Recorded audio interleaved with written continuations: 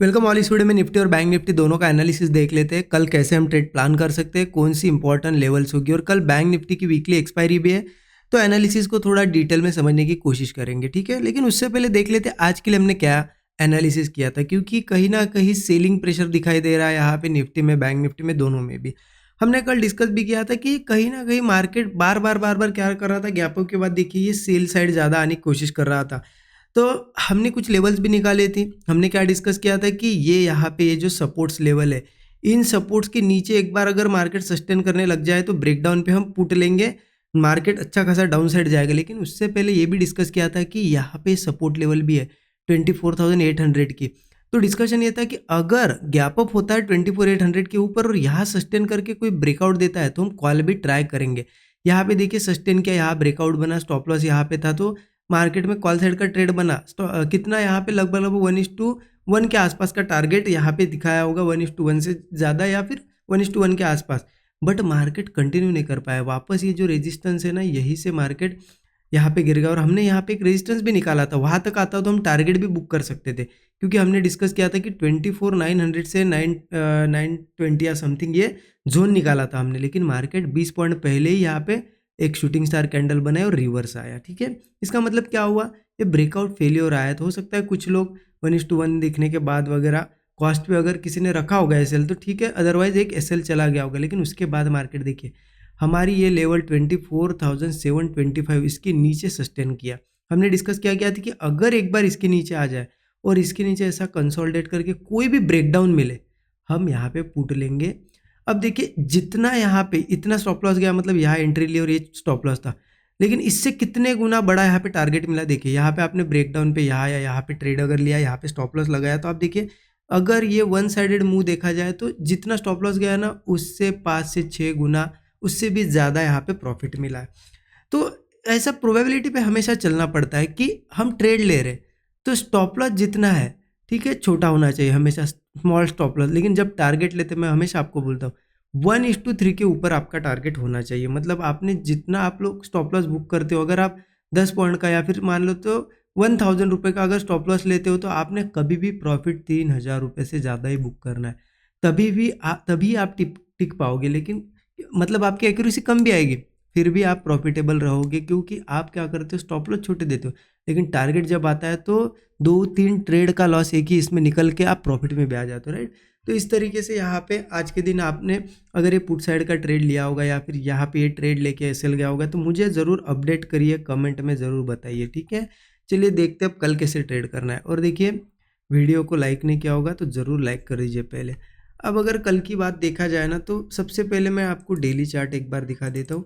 कहीं ना कहीं देखिए इस तरीके से मार्केट में ये सपोर्ट लेवल थी, यहाँ पे भी देखिए एक ग्रीन कैंडल बनने की कोशिश हुई थी, लेकिन अल्टीमेटली एक रेड कैंडल बनी है। तो कहीं ना कहीं सेलिंग प्रेशर हमें दिखाई दे रहा है मार्केट में।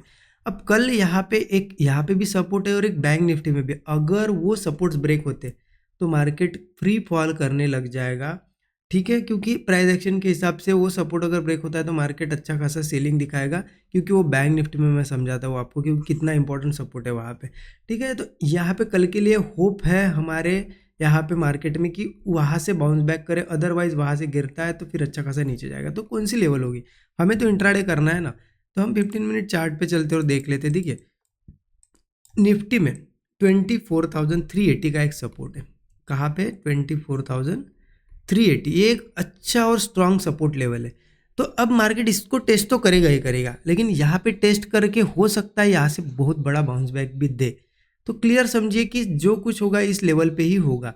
अब इससे पहले मार्केट अगर गैप अप होता है तो देखिए, गैप अप होता है तो सेलिंग अल्टीमेटली आएगी मार्केट में एज पर प्राइस एक्शन, ऐसा लग रहा है मुझे। ठीक है, कि मार्केट अगर गैप अप होता है तो ऊपर नहीं जा पाएगा। हो सकता है थोड़ा बहुत दिखा है लोगों को ऊपर जाते, लेकिन जैसे ही वो कोई हाई बनाएगा और ऊपर नहीं जा पाएगा ना, तो नीचे ही ब्रेक डाउन करके नीचे आएगा 24,380 पे। तो ध्यान रखना यहाँ पे सेल ऑन राइज की अपॉर्चुनिटी, अगर कल गैप अप होता है तो हम सेलिंग कर सकते हैं। ठीक है, अब देखिए फ्लैट अगर ओपन होता है तो क्या करना है। फ्लैट अगर ओपन होता है या गैप डाउन होता है तो ये लेवल हमारे लिए इंपॉर्टेंट है। हो सकता है 4-5 पॉइंट 10 पॉइंट ऊपर नीचे हो, लेकिन इसके आसपास डबल बॉटम बने, कोई हैमर कैंडल बने। ठीक है, हैमर भी बनी तो चलेगा, या फिर कंसोलिडेट करके अगर ब्रेकआउट मिलता है तो कॉल ज़रूर हम ट्राई करेंगे ठीक ठाक क्वांटिटी में। ठीक है, स्टॉप लॉस वही 25-30 पॉइंट रखना है या फिर कैंडल्स देख के रखना है, क्योंकि कभी ऐसी बड़ी कैंडल बन जाए तो फिर स्टॉप लॉस भी थोड़ा उसके हिसाब से एडजस्ट करना पड़ता है। छोटी कैंडल है तो ठीक ठाक 25-30 तो हम रखते ही है। टारगेट मिनिमम 1:3 होना चाहिए, ठीक है।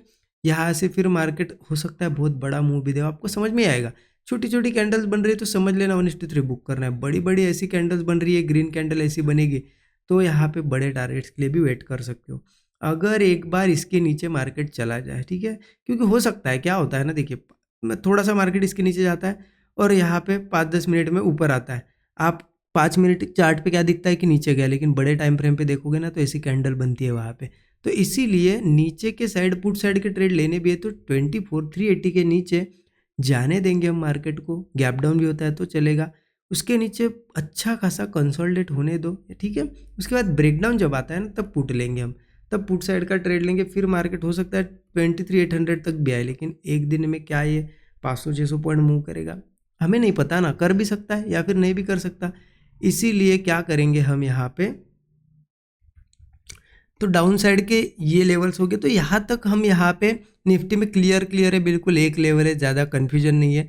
अगर मार्केट समझ नहीं आता है, कल गैप अप होता है और यही कहीं घूमते रहता है तो फिर अवॉइड भी कर सकते हो। देखिए मार्केट अब थोड़ा सा कन्फ्यूजन जोन में है, मार्केट एक डिसीजन लेगा कल या परसों में, मार्केट एक डिसीजन लेगा डाउन साइड जाना है या अप साइड जाना है, ठीक है। अब देख लेते हैं बैंक निफ्टी का एनालिसिस। बैंक निफ्टी के चार्ट पे चलते, बैंक निफ्टी का यहाँ पे मैं आपको वीकली चार्ट दिखा देता हूँ। देखिए बैंक निफ्टी में ये चीज़ हमने पहले भी ऑब्जर्व की है कि बैंक निफ्टी एक बहुत बड़े टाइम फ्रेम पे, मतलब ये पूरा 1 ईयर का मोमेंटम है। देखिए तो आपको दिखेगा 2023 अक्टूबर से यहाँ पे इस अक्टूबर तक हम आ गए, 1 साल का ये सपोर्ट है पूरा। मार्केट इसको अभी भी रिस्पेक्ट कर, अभी भी उसके पास है। देखिए अभी ब्रेक डाउन नहीं हुआ है। अब इस वीक की कैंडल ये है, ठीक है, हो सकता है ये कैंडल नीचे क्लोज हो या फिर यहाँ से सपोर्ट ले ले, तो हम ऐसे लेवल पे मेक और ब्रेक, यहाँ से कल मार्केट ऊपर भी जा सकता है और नीचे भी तगड़ा जा सकता है। तो आपको क्या करना है, उस अपॉर्चुनिटी के लिए, ठीक है, उस अपॉर्चुनिटी के लिए रेडी रहना है।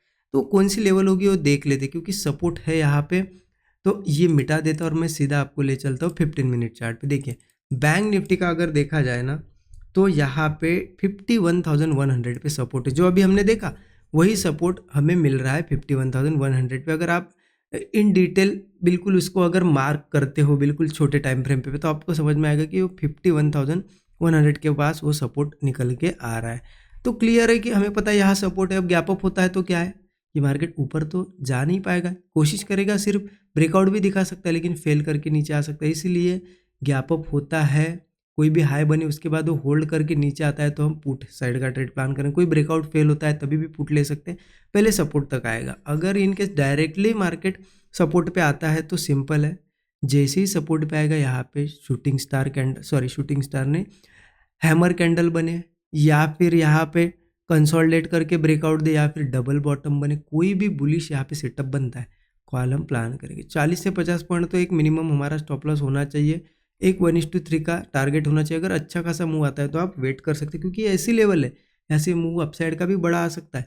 और अगर इसको ब्रेक करता है, मान लेते गैप डाउन या किसी केस में कल मार्केट गैप डाउन करके या डायरेक्टली इसको ब्रेक करता है, तो डायरेक्ट तो प्लान मत करना, क्योंकि आप लोग गलती क्या करते हो ना, ब्रेक किया आपको लगता है अरे बाप रे इतना अच्छा सपोर्ट, ब्रेक वाले ले लो, पुट ले लो कि चला जाएगा। ऐसा नहीं करना है, कभी मार्केट डायरेक्ट नहीं जाता है। मार्केट दो कंडीशन में जाएगा, एक तो इसके ऊपर ही होल्ड करेगा और ब्रेक डाउन देगा। तो जैसे होल्ड करके बहुत ज़्यादा टाइम स्पेंड करके अगर ब्रेक डाउन दे रहा है तो क्या उसका मतलब है कि उसने ट्राई किया सपोर्ट बनाने के लिए लेकिन फेल हो गया। तो ऐसे में डायरेक्टली पुट ले सकते हैं। अगर मार्केट धीरे धीरे इसको ब्रेक कर रहा है तो वेट करो, इसके नीचे सस्टेन वगैरह करने दो, होल्ड करेगा अच्छा खासा, फिर ब्रेक डाउन पे पुट लेना। पुट लेंगे हम, स्टॉप लॉस कितना रखना है, वही 40-50 पॉइंट, टारगेट 1:3 रख सकते हो। फिर मार्केट अगर आने नीचे आता है तो 50,300 तक भी आ सकता है, 800-900 पॉइंट का इजीली मूव दे सकता है। बट आपको क्या करना है, स्टॉप लॉस के हिसाब से टारगेट रखना है। चलो फ्लो में वो आ रहा है फास्ट तो रुको, अगर स्लो आ रहा है तो 1:3 1:4 बुक कर लो, ठीक है। इस तरीके से प्लान करना है। आई होप चीज़ें आपको समझ में आई होगी, सिंपल तरीके से रखने की कोशिश की एनालिसिस को। अगर अलग कुछ करता है, नहीं समझ में आता है तो अवॉइड कर सकते हो, ठीक है। वीडियो अच्छा लगा तो जरूर अपने दोस्तों के साथ शेयर कीजिए, चैनल को सब्सक्राइब कीजिए नए लोग हो तो। Thank you so much everyone.